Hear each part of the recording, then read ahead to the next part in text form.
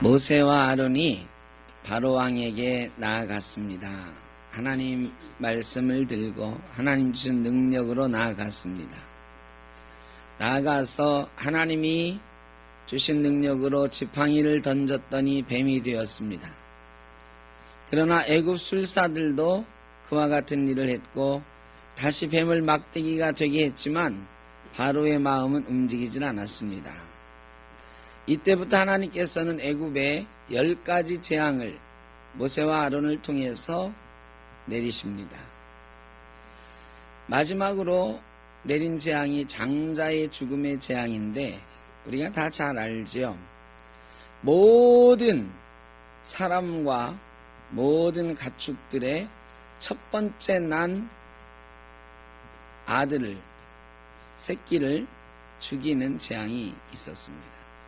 그 10번째 재앙이 일어나자 막 애굽 사람들이 이스라엘 사람들 보고 더는 당신들과 못 살겠으니 빨리빨리 떠나라 하고 등 떠밀어서 보석 금은보화를 주어서 내보냈어요. 그런데 한 가지 이해할 수 없는 일이 있습니다. 앞에 9가지 재앙은 왜 내리신 걸까? 처음부터 이렇게 강력한 재앙으로 바로를 한 방만 때리면 바로가 어서 가라 했을 텐데 뭐하러 그렇게 뜸을 오래 들이셨을까요? 시간도 한 달 이상 더 지체했거든요. 9가지 재앙을 굳이 내리실 필요가 있었을까 생각을 해봅니다. 이유가 뭘까? 이유는 2가지입니다. 하나는 하나님의 능력을 뼈저리게 알게 해주는 거예요. 이스라엘 백성도 하나님이 이런 분이구나 하는 것을 뼈저리게 깨닫고 하나님만 섬기는 백성 되게 하고, 애굽 사람들도 저 하나님이 저런 분이구나 하는 것을 알고 다시는 이스라엘 사람들을 괴롭히지 못하게 하려고 하는 하나님의 능력을 보이시겠다고 하는 뜻이 있었습니다. 9장 16절에 보면 내가 너를 세웠으면 나의 능력을 내게 보이고 내 이름이 온 천하에 전파되게 하려 함이라 그랬습니다.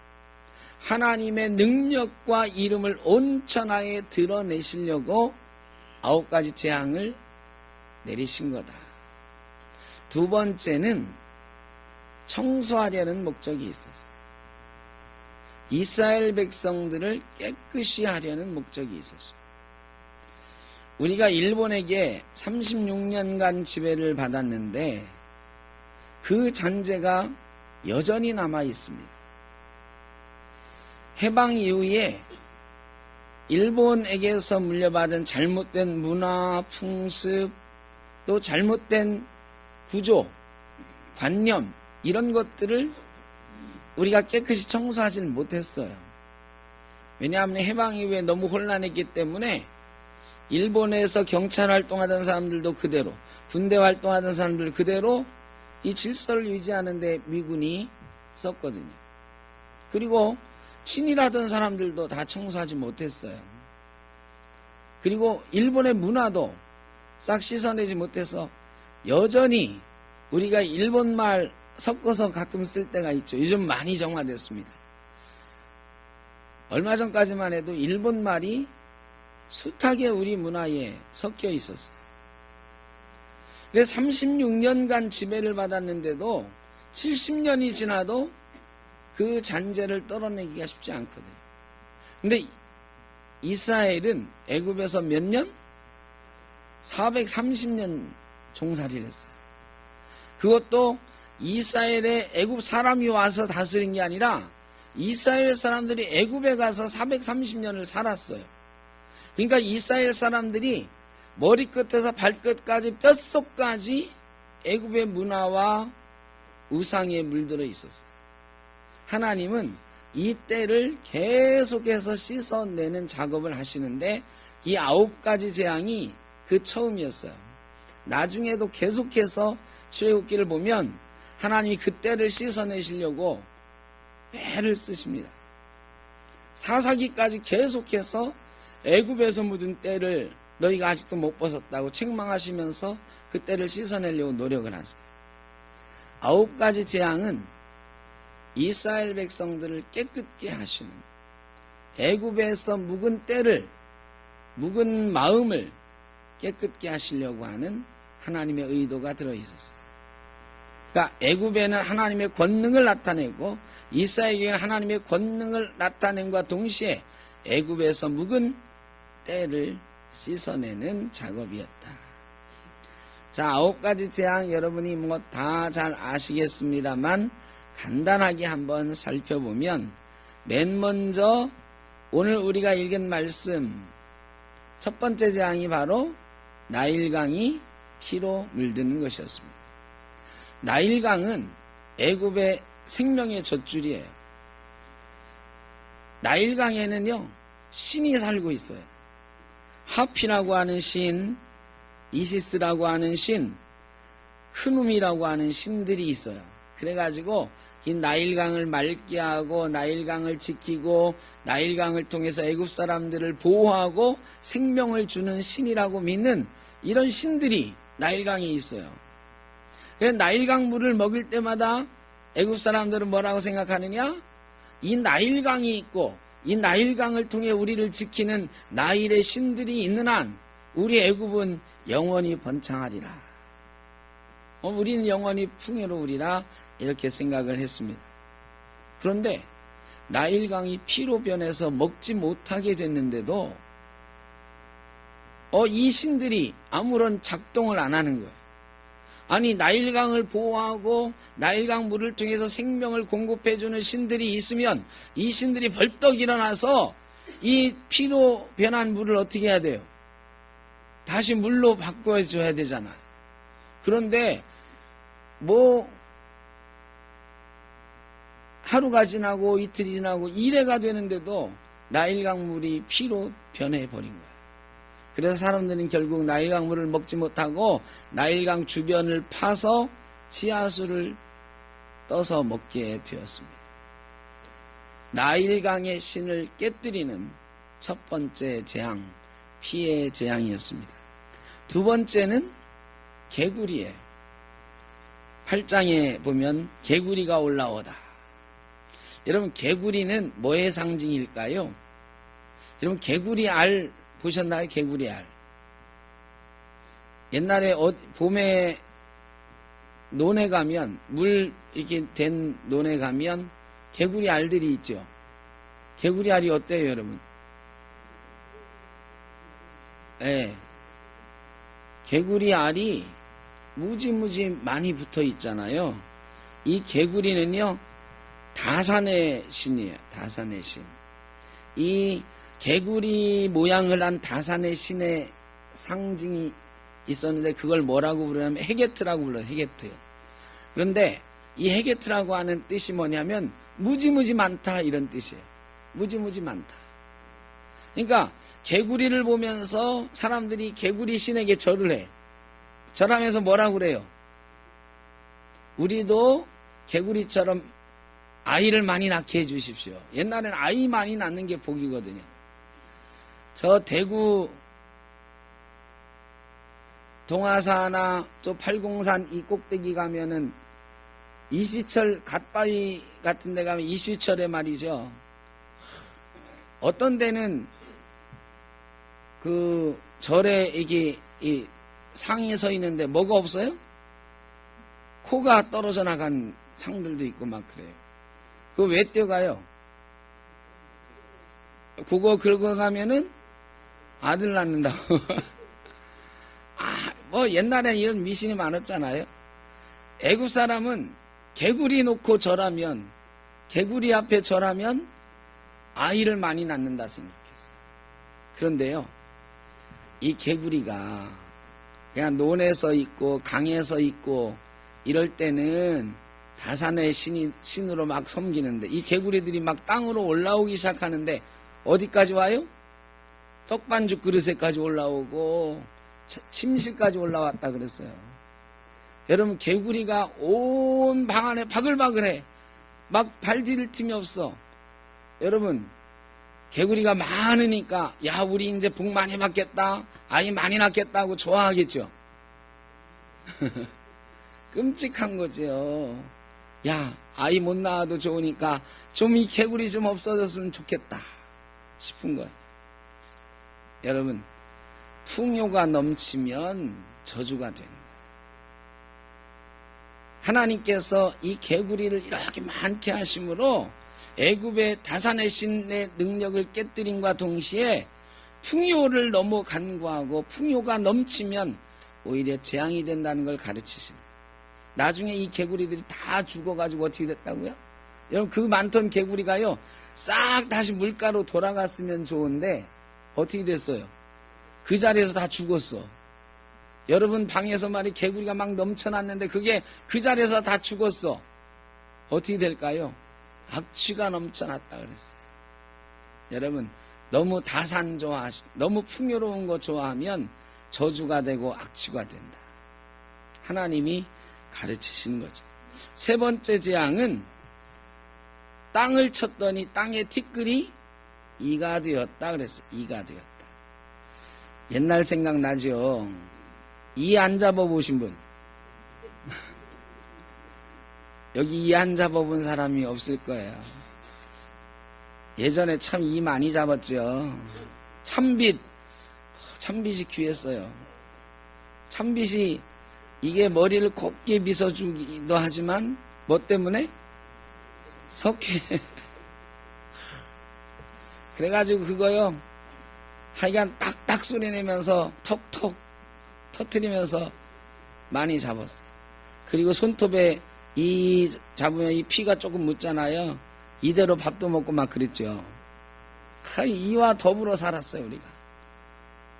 매일 하여간 이 잡는 게 일이었어요. 이 이가 얼마나 끔찍합니까? 근데 이 이가요, 땅의 티끌이 다 변해서 이가 됐다고 생각해보세요.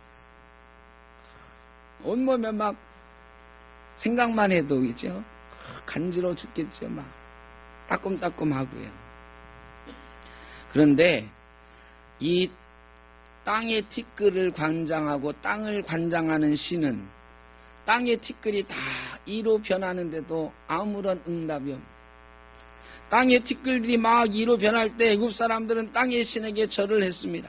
그들이 섬기던 땅의 신이 있어요. 애굽을 보호하고 지키는 땅의 신, 세트라고 하는 땅의 신이 있는데 이 세트가 아무런 응답을 안 하는 거예요. 이렇게 신들이 하나둘 깨져나가는 것입니다. 애굽에서 그들이 최고라고 섬기던 신들이 하나둘 무너져 나가는 거예요. 그리고 그들에게 풍요를 주던 신들이 오히려 자기들을 귀찮게 만들고 마음의 평화를 깨뜨리는 존재들이 되어가는 것을 깨닫게 되는 거예요. 네 번째 재앙은 파리 재앙입니다. 여러분, 파리가 무슨 재앙일까? 파리는 주로 어디에 있어요? 예? 파리가 맨 먼저 어디서 생기죠, 여러분? 좀 이따 식사하실 건데 참 죄송하지만, 예? 화장실 구더기가 파리가 된단 말이죠. 여러분, 이 파리는 원래 가축이 많은 곳에 많은 거예요. 왜? 가축이 볼일 봐놓은데 그런 데서 막 구더기가 생기고 파리가 되는 거거든. 근데 애굽에서 파리가 많아야 되는 곳은 어디예요? 이스라엘 백성들이 살고 있는 고센 땅이에요. 왜? 거기가 목축하던 데였거든요. 애굽 사람들은 목축하는 일을 가증히 여겨가지고요, 목축하는 사람을 천하게 여겨서 고센이라는 지방, 이 외곽 지방에 따로 모아놨거든요. 이스라엘 사람들이 거기 살았거든. 그래, 이스라엘이 있는 데서 파리가 막 매일 들끓어야 되는데 고센 땅에는 파리 한 마리 없고요, 온 애굽에 파리로 뒤덮인 거예요. 이 파리는 당연히 가축을 치는 사람을 가증히 여기는 애굽 사람에게 파리는 가증한 거였어요. 무서움의 상징이에요. 옛날에는 파리가 막 전염병도 옮긴다 생각하고 막 더러운 곳에서 오니까요. 그래서 이 파리 대왕의 이름이 무서운 귀신의 이름이었어요. 귀신의 왕 바알세불. 바알세불이 원래 파리 대왕이라는 뜻이에요. 파리 대왕. 귀신의 왕. 파리가 얼마나 끔찍한 존재였으면 귀신의 왕을 바알셉을 파리대왕이라고 했겠어요. 파리는 정말 그들에게 전염병을 옮기고 더러운 곳에서 막, 여러분 우리도 그랬잖아. 파리가 밥 먹는데 앉으면 그거 먹고 싶어요? 파리 다리에는 뭐가 묻어있다? 이거 생각하기 싫지만 거기서 날라왔으니까. 근데 그 파리가 말이죠, 온갖 것에 다 달라붙어 있어. 이 끔찍한 거잖아. 근데 그 파리대왕은 아무런 응답이 없어. 바알세불에게 막 무릎 꿇고 빌어도 가질 않는 거야. 파리 모양으로 된 우야치트라고 하는 신상도 만들어 놓고 있었는데 우야치트에게 막 절을 해도 이 파리가 없어지지 않는 거예요. 그들은요, 이 파리가 자기들의 운명을 결정한다 생각해요. 파리의 신이 운명을 점쳐주는 신이라고 생각을 했거든요. 그들의 운명을 좋은 곳으로 인도하는 신. 그래 파리 대왕에게 절을 하면서 제발 나쁜 거는 다 물러가고 좋은 것만 오게 해달라고. 옛날에 우리가 선앙당 나무에다가 돌 던지면서 기도했던 것처럼 동네 어귀에다가 파리 신상 하나 세워놓고 오며 가며 오늘 하루 보호해 주십시오. 오늘 내 운명을 지켜주십시오. 이렇게 기도하던 신이요. 그런데 그 더러운 파리가 들끓는데 이 파리대왕 또 우야치트는 아무 응답이 없는 거예요. 다섯 번째는 악질. 가축이 악질에 걸려서 죽는 거예요. 구제역, 조류독감 뭐 이런 거. 여러분 구제역 나면은 그 마을에 있는 소는 다 어떻게 해요? 살처분하죠. 여러분 근데요, 닭 같은 거 살처분할 때 다 죽여서 묻나요? 어떤가요? 그냥 산채로 묻어요. 죽일 틈이 어디서 그 몇만 마리 막 되는 거. 여러분 근데 그 가축 기르던 사람들 심정이 어떻겠어요? 예전에는 소가 집안재산의 목록 1호였던 적이 있었죠. 시골에서 소 한 마리면 집안채예요. 그런데 말이죠, 그 소가 비실비실 병들어 죽는 거야. 애굽 사람이라고 별달랐겠어요? 가축이 그들의 최고 재산인데 그 가축들이 말이죠, 악질에 걸려서 막 죽는 거예요. 그런데 우리가 돼지 머리 놓고 제사하는 것처럼 이 이집트 사람들은 암소 머리 모양의 신 만들어 놓고 제사했어요. 핫솔이라고. 또 숫소 모양의 신 아피스라고 숫소 모양의 신을 또 생축을 보호하는 신이다 하고 섬겼어요. 여러분 소가 막 죽어가요, 양이 죽어가요. 핫솔 앞에 아피스 앞에 막 절을 하면서 우리 소 좀 살려달라고. 그런데 한 마리도 살지 못하고 다 죽는 거예요. 악질 걸려서. 그들을 보호하던, 그들의 가축을 보호하던 신들이 무용지물, 아무런 응답이 없는 것입니다. 여섯 번째는 독종, 악성 종기가 우리한테 생기는, 사람한테 생기는 거예요. 여러분 종기가 요즘 무서운 병은 아니죠. 근데 예전엔 종기로 죽었어요. 그죠? 이 약이 발달하기 전에 옛날에 무슨 이 고약, 무슨 이 땡땡 고약 있었죠? 그거 얘기하면 안 되는데. 그냥 이 땡땡 고약. 하여간 뭐, 말씀하셨어요. 이명래 고약. 뭐, 한국 사람 다 알았어요. 왜? 맨날 종기가 생기는데 종기가 치료가 안 되는데, 그거 붙이면요. 이게 나아요. 거기 밝은 거라고 노란 거 해가지고 하면 그 뿌리까지 뽑잖아요. 예전에는 종기 뿌리 뽑는 게 어려웠어요. 종기가요, 그 허준 드라마 같은 데 보면 어떻게 해요? 살 속을 막 파고들어요. 그래, 허준이 막 입으로 빨아내다 안 되면 어떻게 해요? 그렇죠. 거머리 갖다가 막 빨아내고 그러죠. 그렇게 해서라도 이 근을 뽑아내야 살 수가 있었어요.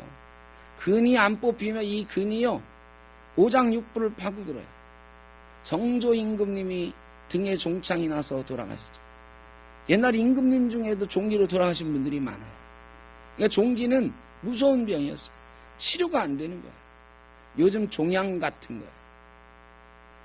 사람들이 온갖 악성 종기에 시달리는 거예요. 그들을 치료하는 신이 있었습니다. 세크메트라고 하는 치료의 신, 의술의 신이 있었어요. 종기가 걸렸으니까요. 죽음이 두렵잖아요. 다 세크메트 앞에 가서 절을 하는 거예요. 이 종기 좀 낫게 해달라. 근데 종기가 나을 생각을 안 하고 점점 뻘겋게 막 온몸에 퍼져가네. 세크메트가 가짜였구나. 그들은 깨닫기 시작하네. 마술사들에게 나가서 치료해달라고 부탁을 했었는데요. 마술사들이 야 나도 종기 걸려서 지금 치료가 안 돼서 죽겠다 하는 거야. 그들의 무당도 깨지고 그들의 치료하는 신도 무너져 내렸습니다. 네 번째에서 여섯 번째 파리 악질 독종의 재앙은 그들이 마음으로 의지했던 것들이 깨져나가는 것들을 느끼는 재앙이었어요.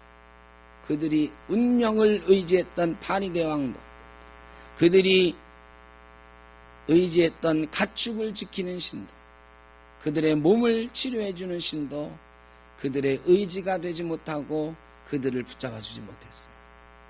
애굽의 신들이 처참하게 가짜라는 것을 드러내기 시작했습니다. 일곱 번째 재앙은 우박의 재앙입니다. 옛날 사람들은 하늘을 무서워했죠, 다. 그래, 하늘에서 천둥 번개가 치면 무서워서 벌벌 떨었어요. 마르틴 루터가 종교개혁을 했는데 이 사람이 원래 법학도였어요. 그래, 법학자가 되고 정치가가 되려고 하던 사람이었는데요. 이 사람이 신부가 된, 수사가 된 이유가 뭐예요?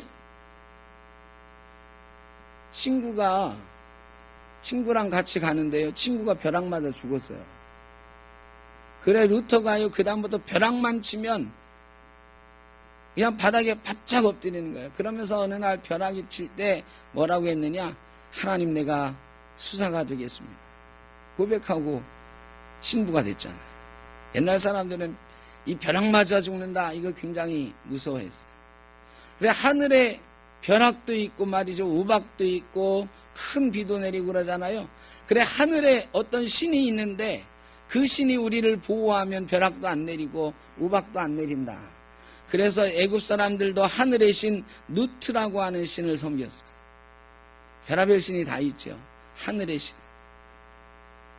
그리고 땅의 농작물을 보호하는 오시리스라고 하는 수학의 신도 있었어요.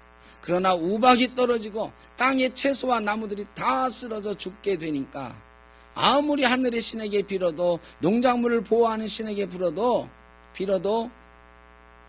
우박은 그치지 않고 곡식은 다 죽어가는 거예요.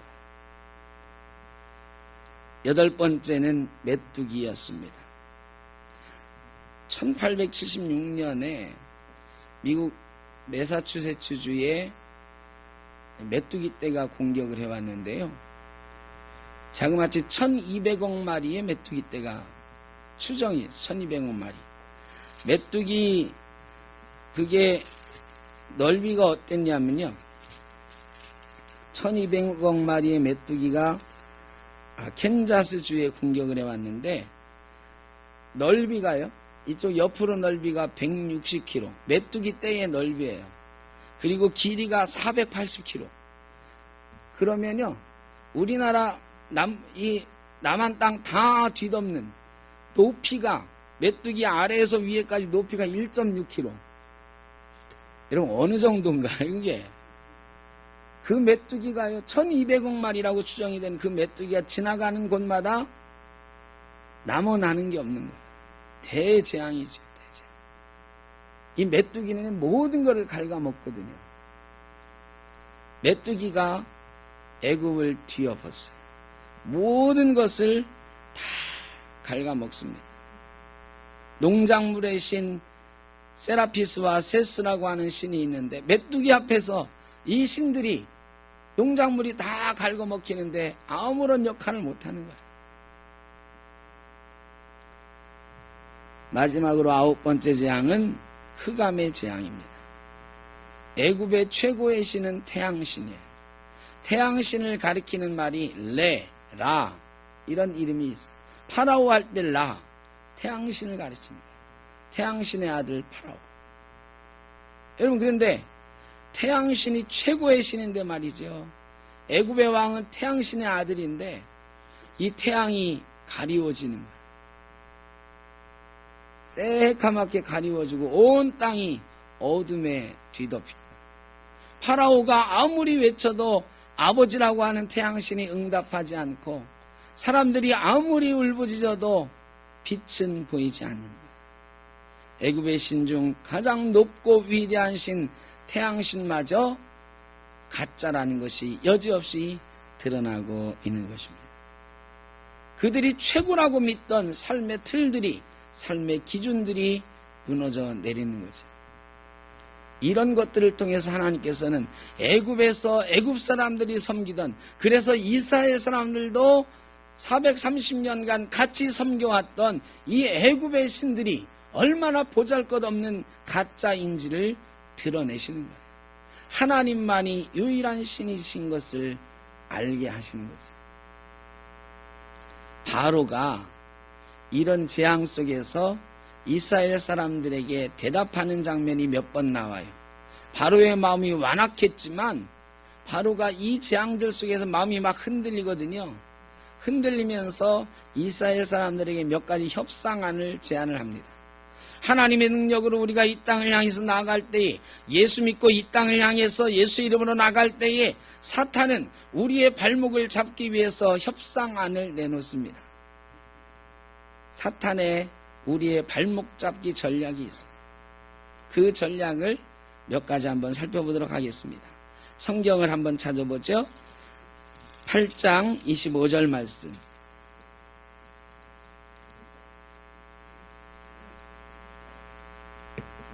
8장 25절 다 같이 시작. 바로가 모세와 아론을 불러 이르되 너희는 가서 이 땅에서 너희 하나님께 제사를 드리라. 자, 이제 제사를 드리라고 허락을 해주는데 조건이 붙었어요. 어떤 조건이 붙었죠? 이 땅에서. 지금 이스라엘 백성 데리고 광야로 나가서 제사하겠다 그랬는데 너희는 광야로 나가지는 말고 어디서 제사하라? 이 땅에서 제사하라. 여러분, 우리가 예수 믿을 때 제일 쉽게 넘어가는 게 이거예요. 나 내일 교회 가야 돼. 그래서 나 등산 못 가. 나 내일 골프 못 쳐. 교회 가야 돼. 이렇게 하다 보면요, 세상 사람들이 우리에게 가끔 그러죠. 야, 그놈의 교회는 그렇게 꼭 매일 가야 되냐? 한 달에 3번만 가고, 야, 한 번은 골프 치자. 한 번은 우리랑 같이 등산 가자. 야, 하나님이 말이야, 한 달에 4번 중에서 3번만 가면 잘했다 하시겠지. 한 번쯤 봐주지 않겠느냐? 이 세상 속에 다리를 하나 걸쳐놓고 나머지는 예수 잘 믿어라. 이렇게 유혹하는, 여기에 넘어가는 사람 참 많습니다. 예수 믿지만 여전히 세상 속에 한 발 들여놓고 예수 믿어도 되는 것처럼 생각하는 사람들 참 많이 있습니다. 예수님께서요, 물질과 하나님을 겸하여 섬길 수 없다 그랬는데 마찬가지입니다. 세상과 하나님을 같이 섬길 수 없습니다. 여러분, 우리가 거룩하게 된다라는 것은 분리하는 것을 말합니다. 구별되는 거예요. 세상하고 구별되어서 분리되어서 하나님께 나아가는 것이 예배하는 것이고 거룩한 백성 되는 것입니다. 그런데 사탄은요, 우리에게 끝없이 유혹해요. 야, 꼭 그렇게까지 해야 돼. 한 번은 여기, 나머지 9번은 저기. 야, 10번 중에 한 번쯤은 양보할 수 있잖아. 하나님도 좀 양보하라고 그래. 유혹합니다. 세상 속에 섞여 살아라. 세상 속에 섞여도 예배할 수 있다. 우리를 유혹합니다. 그러나 여러분, 세상 속에 섞여서 구별된 존재가 될 수는 없는 것입니다. 세상과 구별하여 하나님 앞에 나갈 때에 거룩한 산제사 드릴 수 있는 줄로 믿습니다. 8장 28절 다 같이 봅니다. 두 번째 사탄의 전략은 이것입니다. 시작. 바로가 이르되 내가 너희를 보내리니 너희가 너희 하나님 여호와께 광야에서 제사를 드릴 것이나 너무 멀리 가지는 말라. 그런즉 너희는 나를 위하여 간구하라. 자, 바로가 이제 양보했습니다. 그래 좋다. 광야로 나가라. 근데 또 조건이 붙었어요. 뭐라고? 너무 멀리 가지는 마라. 예수 안 믿던 부인이 예수를 믿게 됐습니다. 예수 안 믿는 남편이 막 핍박하다가 그래 좋다. 네가 그렇게 믿고 싶으면 예수 믿어라. 교회 나가라. 근데 조건이 있어. 너무 깊이 빠지지는 마라. 일주일에 한 번만 나가라. 여러분 근데요, 하나님은 온 마음과 온 정성 다해 예배하기를 원하시는 줄로 믿습니다. 적당히가 안 되는 거예요. 예수 믿는 게 어떻게 적당히가 됩니까? 근데 사탄은 우리에게 적당히 하라 그럽니다. 야, 꼭 새벽 기도까지 해야 돼. 야, 꼭 금요기도까지 해야 돼. 야, 그렇게 1년 내내 한 번도 빠지지 않고 나가야 돼. 너무 깊게는 하지 마. 적당히 하면 되지. 그냥 상식적인 수준에서 예수 믿으면 되지. 야, 급할 때는 가족 모임도 좀 가고 우선순위를 좀 다른 데다 둘 수도 있어야지. 야, 내일 애가 시험인데 애 시험 보는 데 가서 뒷바라지 해야지. 여러분, 우리는요 하나님보다 우선순위에 두는 얼마나 많은 것들이 있는지 몰라요. 적당히 하라고 하는 것은 하나님을 최우선에 두지 말고 급하면 다른 것도 하나님보다 먼저 둘 수 있다라는 것을 말하는 거예요. 적당히 하라. 그런 소리 안 믿는 남편에게 들어보신 분 혹시 있을지 몰라요. 야, 적당히 믿어. 야, 오늘은 우리 누구 결혼하는데 가야 돼? 나 교회 가야 되는데. 야, 적당히 좀 해. 이런단 말이죠. 여러분들 적당히 하다 보면 대충 하게 되고, 대충 하게 되면 세상 속에 다시 들어가게 되는 것입니다. 사탄은 적당히 믿어라. 하나님을 최우선에 두지는 마라. 가족이 먼저다. 우리에게 말을 합니다. 세 번째 사탄의 전략은 10장 10절입니다.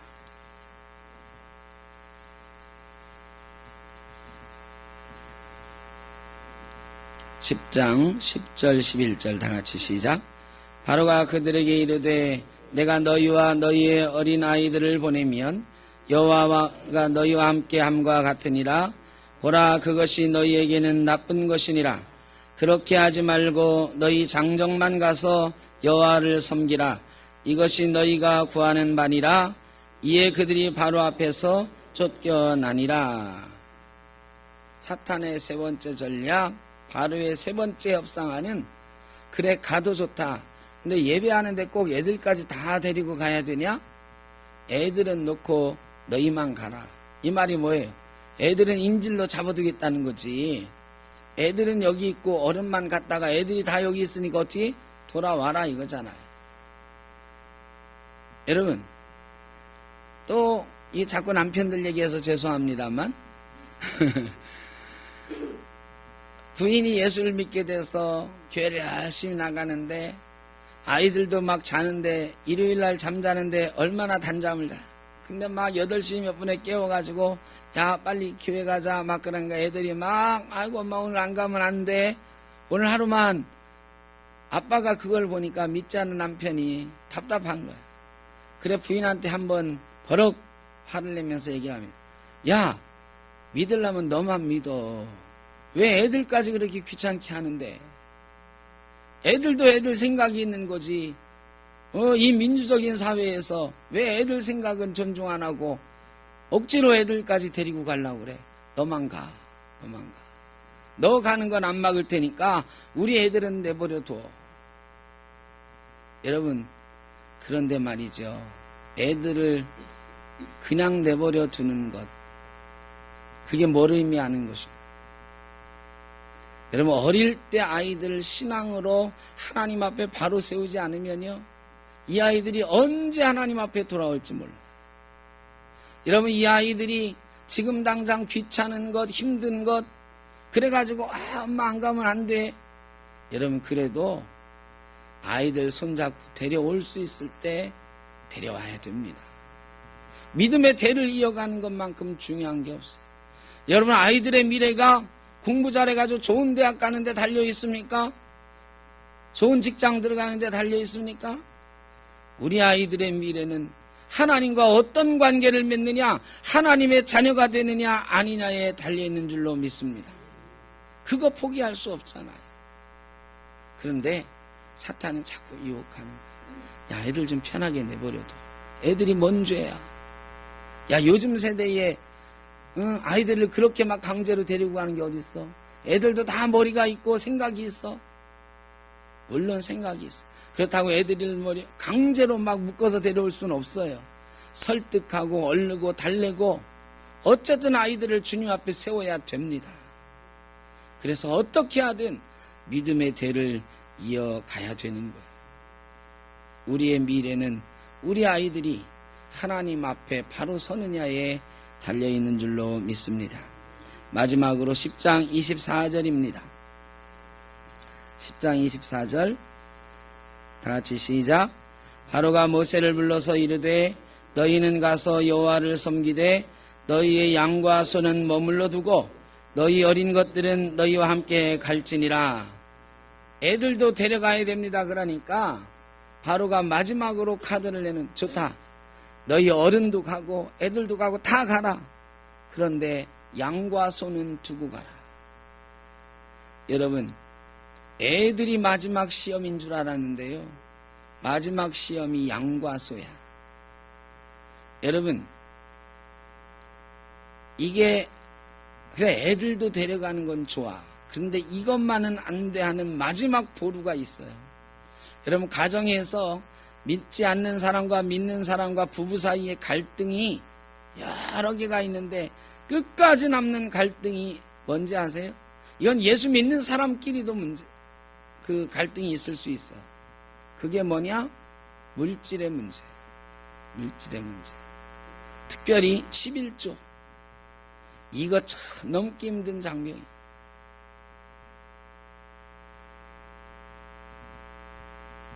신앙생활을 어떤 사람이 시작을 했는데 그분이 신앙이 어느 정도 무르익었다. 어느 정도 이제는 흔들림 없는 믿음을 갖게 되었다. 이걸 사실 언제 볼 수 있느냐? 그분이 11조 하기 시작하면 이분은 이제 웬만큼 자리 잡았다. 이렇게 생각할 수 있어요. 이 11조 정말 넘기 힘든 벽이에요. 여기 계신 분들은 몇십 년 신앙생활하면서 너무도 당연하게 생각하는 것이지만 예수 안 믿는 사람이 예수 믿고 나서 넘기 힘든 벽이 온전한 11조 드리는 정말 넘기 힘든 벽이에요. 우리의 시험이 애들보다 더 강력한 시험이 뭐냐? 물질의 시험. 물질의 시험. 물질 하나님 앞에 내놔라. 이게 마지막 하나님의 테스트예요. 하나님께서 그러셨어요. 성경이 하나님을 시험해보라 한 거 딱 하나야. 말라기서에 11조 한번 드려서 하나님이 복 주시는지 안 주시는지 시험해봐라 그랬어요. 이게 하나님 주신 마지막 시험이에요. 우리의 물질 앞에서 우리가 자유로워질 수 있느냐? 물질과 하나님 앞에서 하나님을 선택할 수 있느냐? 이게 우리의 마지막 시험. 어떤 면에서는요. 하나님이냐 아이냐보다 하나님이냐 물질이냐가 훨씬 더 어려운 시험이다. 물질의 시험이 마지막 시험이에요. 예수님이 그래서 그러셨어요. 내 물질이 있는 곳에 내 마음도 있다. 부자 청년이 와가지고 어떻게 하면 구원을 받을 수 있을까요? 물을 때에 예수님이 너 가진 것을 다 팔아서 가난한 사람에게 주고 너는 나를 따르라 그랬더니 이 청년이 물질이 많은 거로 부자인 거로 근심하며 돌아갔다. 구원을 앞에 두고도 물질 때문에 근심할 수밖에 없는 게 우리 사람이에요. 그 청년만 그런 게 아니고 누구나 물질 앞에 연약한 존재가 우리예요. 우리 최고의 신앙의 적은 물질의 신이에요. 바로가 지금 양과 소는 두고 가라. 물질은 두고 가라. 믿지 않는 남편이 너 하고 싶은 대로 다 해. 매일 교회 가서 살아도 돼. 대신 내가 번 돈은 안 돼. 내가 번 돈 왜 네 맘대로 교회에다 갖다 바쳐? 11조는 안 돼. 야, 하루에 10,000원씩만 해. 여러분, 이것 뛰어넘기가 정말 어렵습니다. 그런데 그렇다고 해서 막 그거 뛰어넘으려고 남편하고 싸우라는 얘기가 아니고, 가정의 평화도 지키면서 너 남편의 마음이 움직일 때까지 기도하면서 대신 물질의 시험도 넘어가기 위해서 애를 써야 됩니다. 이 물질에 지면 우리 신앙의 마지막 넘을 수 없는 그 선을 넘을 수가 없어요. 한번 물질의 자유로움, 물질로부터 자유로움을 느끼고 하나님께로 나아가 볼 수 있는 저와 여러분 되시길 바랍니다. 여러분, 누구에게 돈을 맡기려고 그래. 그런데 그 사람은 돈 그럼 벌벌벌벌 떠는 사람이야. 여러분, 그 사람한테 돈을 맡기고 싶어요? 아니, 고양이한테 생선을 주지. 괜히 내 돈 맡겼다가. 그런데 어떤 사람은요, 물질에 아주 정말 초월해 있어. 물질로부터 자유로워. 욕심이 없어. 그런 사람한테는 믿고 맡길 수가 있어요. 저 사람 이 돈 가지고 딴짓할 사람이 아니다. 물질에 대해서 자유로울 수 있는 사람에게 하나님도 물질을 맡기시는 줄로 믿습니다. 하나님 앞에 물질로부터 자유로움을 보여보십시오. 그러면 하나님이 더 큰 것으로 맡기실 줄로 믿습니다. 이게 마지막 시험이에요. 신앙에는 이런 여러 가지 시험들이 있습니다. 하나님이 재앙으로 애굽의 신들을 깨뜨리려고 할 때에 사탄은 다른 말로 우리를 유혹합니다. 모세를 유혹합니다. 이스라엘을 유혹합니다. 여러분, 우리가 하나님 앞에 예수 이름으로 나아갈 때에 모든 것이 이기는 것 같지만 사탄은 절대로 포기하지 않고 우리의 발목 잡기 위해서 이렇게 유혹하고 저렇게 유혹합니다. 그 시험들을 다 이기고 하나님 주시는 평화의 나라로, 행복의 나라로, 기쁨의 나라로 나갈 수 있는 저와 여러분 되시기를 바랍니다. 이제 그 시험들을 다 뛰어넘고 모세가 마지막 출애굽을 향하여 나아가는데 10번째 재앙이 바로 그것입니다. 10번째 재앙, 다음 주에 함께 나누면서 우리가 출애굽의 문으로, 해방의 문으로 나아가는 귀한 은혜가 있으시길 바랍니다. 기도하겠습니다. 사랑의 아버지 하나님, 애굽의 신들을 여지없이 깨뜨리시는 하나님의 능력 앞에 세상에 우리가 섬기던 것들이 얼마나 보잘것없는 것인가 저희도 깨닫습니다. 사탄은 그러나 계속해서 우리의 발목을 잡으려고 우리가 소중히 여기는 것들을 유혹으로 삼고 우리를 시험합니다. 모든 시험 이기고 하나님만 바라보며 나아가는 주의 백성 되게 하여 주옵소서. 마침내 출애굽의 기쁨을, 해방의 기쁨을 이 땅에서 우리도 누릴 수 있게 하여 주옵소서. 예수님의 이름으로 기도하옵나이다. 아멘.